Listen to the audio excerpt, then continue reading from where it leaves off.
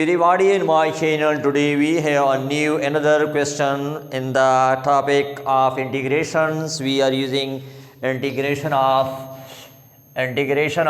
e exponent of log of x5 dx.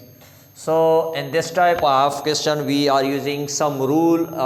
According to the rule, if we can write log of directly, we can use in here 5 log of x.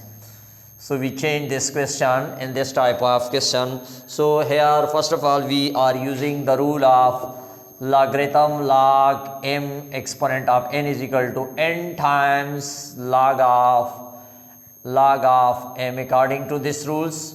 And another rule we are using, and log of x, this will be equal to x. These are the two rules we are using in here. So now according to this rule, first rules we are using in here, integration of e log of exponent of 5 dx. Similarly we have the rule, according to this rule we are applying, we get in here integration x5 dx.